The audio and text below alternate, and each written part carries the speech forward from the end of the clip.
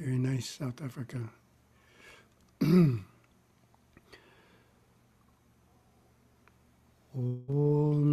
Sahana Vavatu Sahana Bhunaktu Sahaviryam Karavavahai Tejasvinavadi Tamastu Mabid Vishavahai. Om Shanti Shanti Shanti.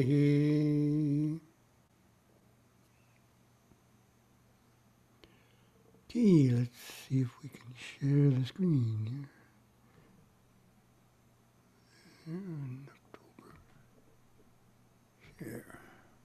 There we go. We should be looking at October 15th. Presentation. Nice to be back live. See what we have.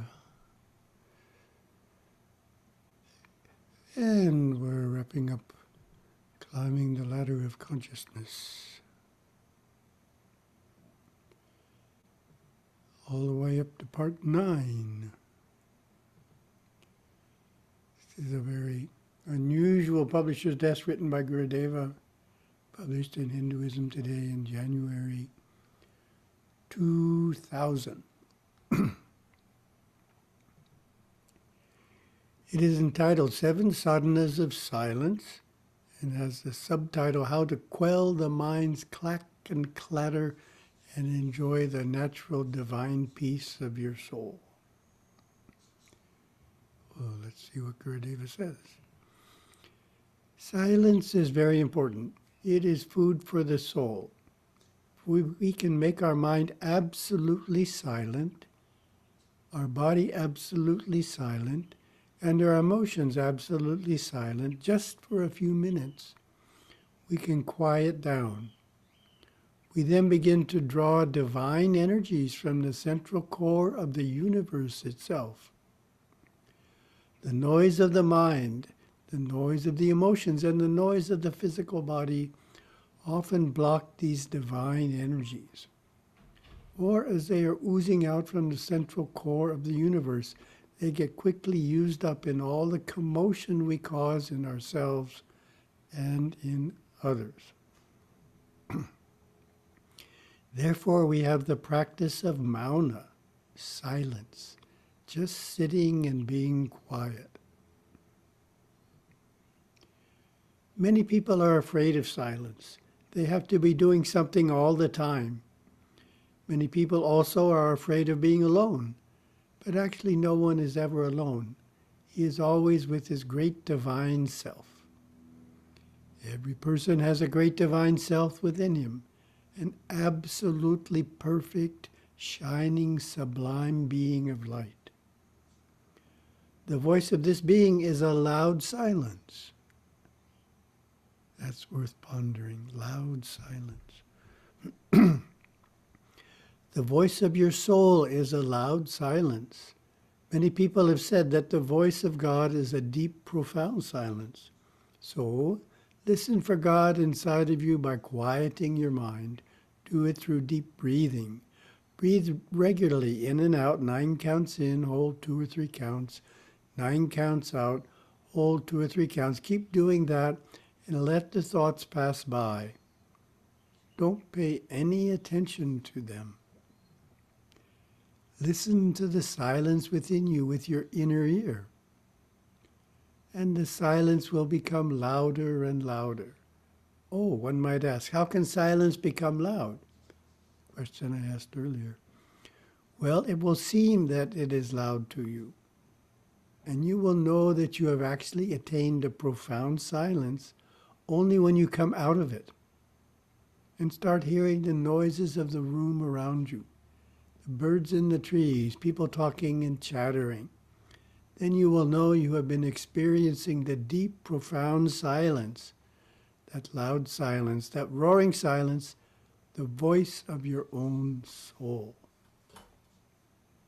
Very powerful.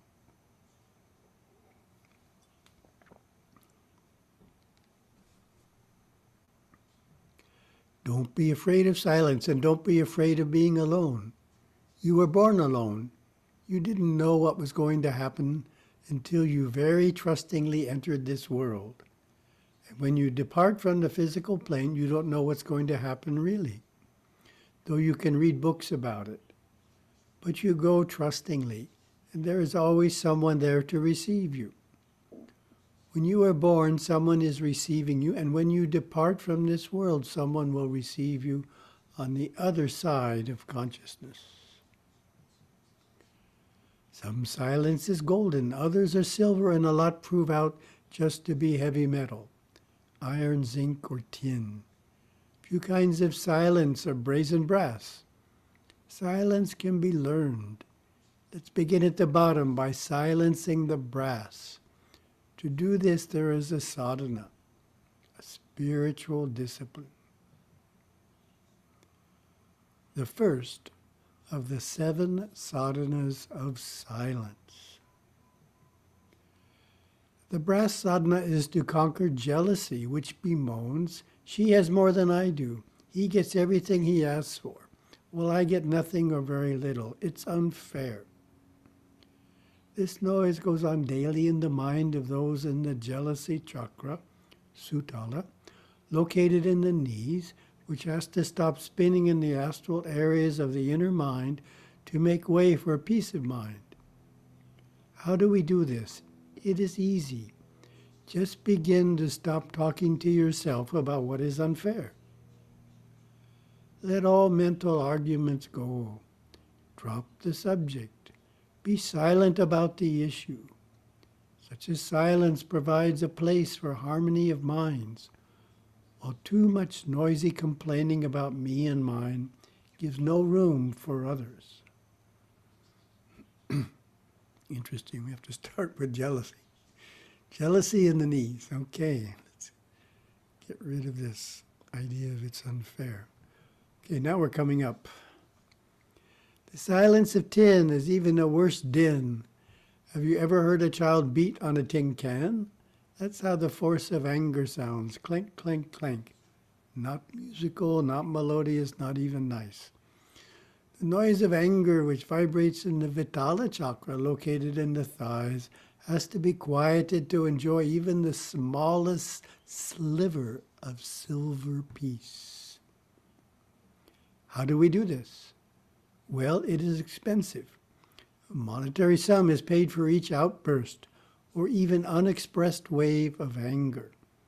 A jar labeled anger penance is established in the shrine room, into which a monetary sum is placed each time anger is experienced.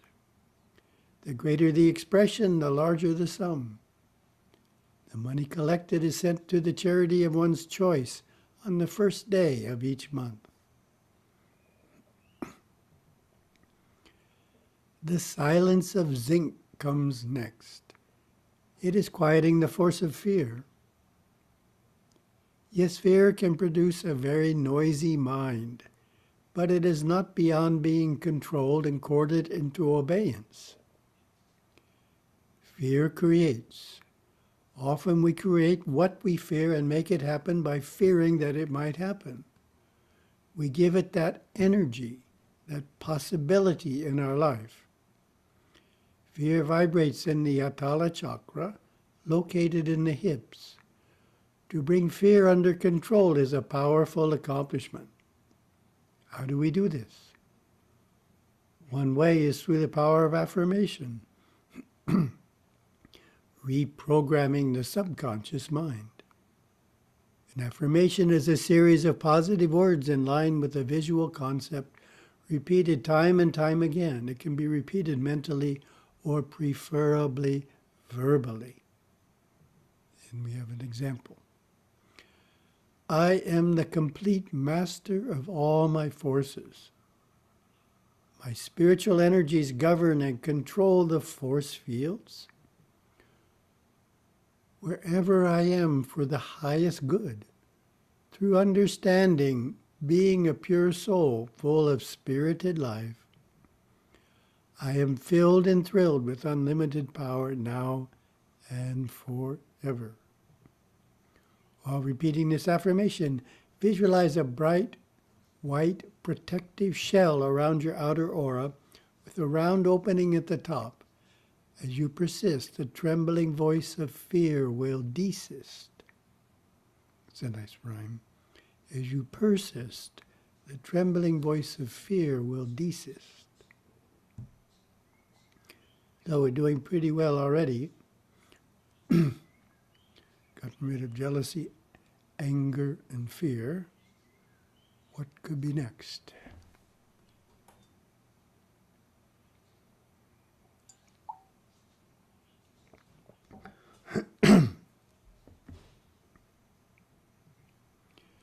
Now the silence of iron. Many of us have strong memories, which become stronger as years go by. As strong as iron, they are there, rusting away in the Muladhara chakra at the base of the spine. How do we silence memory? Write down or type in your computer and print out all that you want to forget. Then burn up the paper. Writing down problems and burning them in any ordinary fire brings them from the subconscious into the external mind, releasing the suppressed emotion as the fire consumes the paper. The memory still exists, but it has lost its emotional power. So it's the emotional power in the memory that causes us to think about it on a regular basis. So without the emotional power, we won't think about it very often, which is silence. With the past thus stilled, we come to the silence of copper. We are climbing up the ladder of the chakras when we try to silence our reason, which in most of us is the noise of asking rhetorical and intellectual questions over and over again. Questions that have no answers. Why did he do that? Does he not know better? And on and on and on. It is important for seekers to silence the tendency to rationalize, to explain away, to excuse and defend the ego. To silence the Swadhisthana chakra located at the kidney level, some basic yoga must be done to empower the higher self. And we all know what that is, which is regulating the breath. Controlled breathing, pranayama, helps harness and slow down the prana, energy, that spins this chakra, as does Hatha Yoga. Sit quietly with the spine in a straight line. Breathe naturally as a baby breathes by using the diaphragmatic muscles below the solar plexus. Inhale. The diaphragm pushes the stomach wall out as the lower lungs inflate. Exhale. Relaxing the diaphragm, the air is expelled. Then pull the diaphragm in to push out the last bit of air. 9 counts in, hold 1, 9 counts out. This is a basic sadhana for the silence of copper. So now we've got memory and reason under control. See what's next. With the intellect quieted a bit, we can seek the silence of silver, stilling the willpower, located at the solar plexus, Manipura chakra. It spins constantly, being the nerve center that interconnects all the forces of the physical and astral bodies. How to quiet willpower. Competitiveness and mental domination must stop, for these direct the energies down to the lower chakras. The force of willfulness in its negative expression makes noises about self-preservation. Take care of me first and forget the others. Accept my opinions and disregard the others. This can be counteracted by the practice of speaking only that which is true, kind, helpful, and necessary. The silver sadhana is to use willpower positively to control the tongue, to be a helpmate to silence by speaking little and never boasting of ambitions or attainments. So that one's pretty subtle. Controlling willpower in its negative expression, which is putting you up as the great person and everybody else is not as good as you are. Making sure they know that. Okay, well, what can be left? With the willpower subdued, the silence of gold comes into view. Without the L, it is God. So get the L out of it. Here, silence is truly the voice of God. To quiet the Anahata chakra, the heart center of understanding, soul-knowing vision, and peaceful thoughts. Let me read that again, that's quite insightful. To quiet the Anahata chakra, the heart center of understanding, soul-knowing, vision, and peaceful thoughts, is to not be a metaphysical know-it-all. Means not being a prophet or big ego in speaking about how others should live, but rather silently living the example of how one should be. Very simple. Then we come to the Palatinam Vishuddha chakra in the throat. Here resides the force of divine love. Love is understanding, forgiveness, compassion, and benevolent, selfless giving. It is the chakra that yogis enter to be truly silent. Read that again. It is the chakra that yogis enter to be truly silent. Here they cannot speak. Here they feel good and fulfilled. When to be silent, then? If you don't know such details of your horoscope, an easy and pragmatic attempt is to be silent on the same day of the week you were born. Astrologers advise fasting and non-speaking on that karmically critical day. In the ensuing silence, you may discover what mystics have seen. Love and the will, the spirit is free. Oh, what a day when all see that the hope of the world is love. Enough said. Oh, that's Gurudeva's publisher's desk. Quite unusual. It's like a interplane writing that I don't believe it's anywhere in the Master Course. That's one reason I like to present it. A little bit tongue-in-cheek, but the core concepts are what we should be practicing, and they're nicely explained. We don't want to go too late. I started a bit late, so why don't we see how far we can get here. Our second topic is a summary of all of the character strengths we covered from positive psychology, because we finished going through it all in detail. So this is just a summary to wrap it up. We started with 5 character strengths and the virtue of wisdom, which are creativity, curiosity, judgment, love of learning, and perspective. So a summary of what was said. A keen interest in exploring and discovering that which is new. Curiosity. So that's a very interesting point, that curiosity is a motivation to increase your wisdom. Keen interest in exploring and discovering that which is new. The ability to figure out new ways to do things that are also useful or adaptable. Creativity.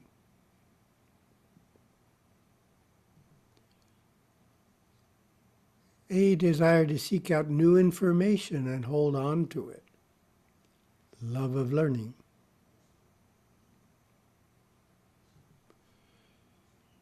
The ability to make rational and logical choices, judgment.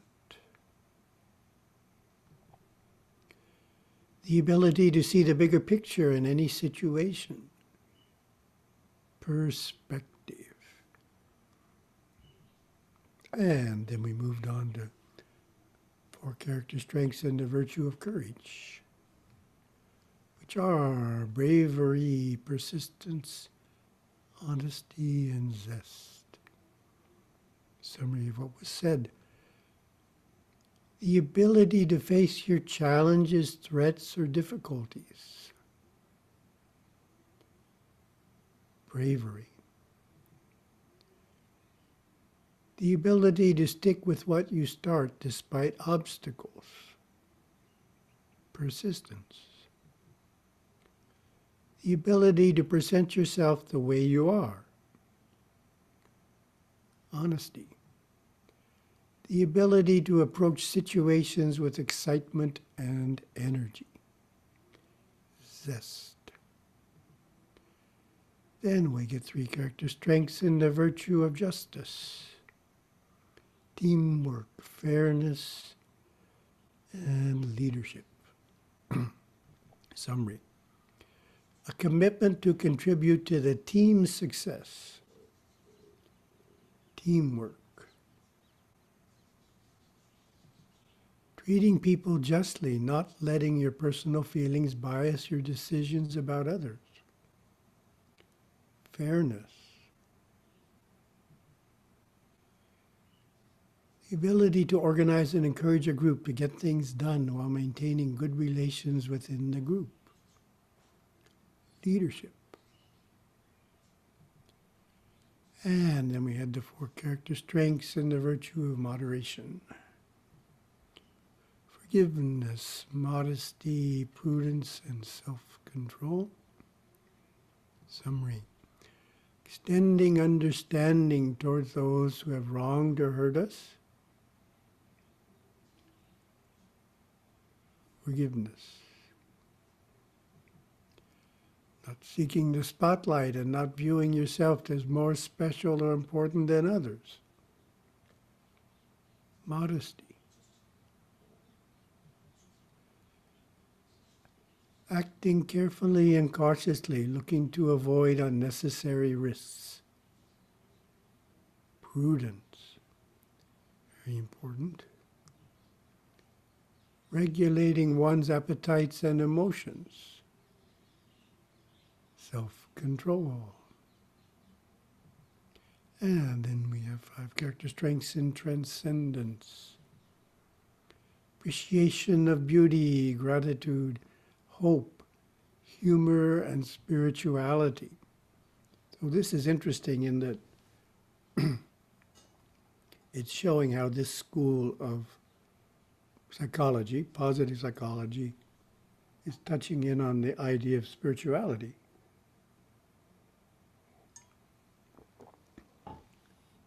Oh, I thought appreciation of beauty was a nice one to ponder, because we don't necessarily focus on that one, but it's there. It's a way of experiencing transcendence, something greater than our normal state of consciousness, is just taking time to appreciate the beauty in something or the quality of something that's especially well done. And here it is. Notice and appreciation. Notice and appreciate beauty, excellence, and or skilled performance in all domains of life. Appreciation of beauty and excellence. Easy way to experience transcendence. Feeling and expressing a deep sense of thankfulness in life, including genuinely expressing thankfulness to others. Gratitude. Optimistic thinking and focusing on good things to come. Hope. The ability to recognize what is amusing in situations. Humor. So I think Gurudeva's Publisher's Desk was a good example of bringing some humor into a fairly heavy subject of the controlling the lower chakras. And searching for the sacred, spirituality. And the last virtue, humanity, 3 character strengths: love, kindness, social intelligence. Our summary: the degree to which you value close relationships with people and contribute to that closeness in a warm and genuine way. Love. Simply put, kindness is being nice to others. So that's Gurudeva's statement: speak only that which is true, kind, helpful, and necessary. Awareness of the motives and feelings of themselves and others, and how to fit into different social situations. Social intelligence, which some people don't have.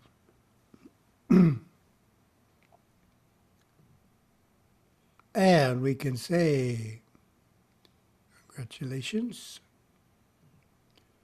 We have completed our study of the 6 virtues and 24 character strengths of positive psychology, and hope you learned something new about character by this. It's a different approach, so I think it supplements our character quality workbook quite nicely in focusing on slightly different aspects of many of the same ideas.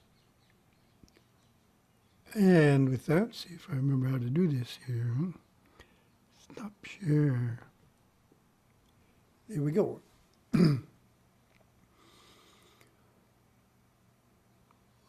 Oh.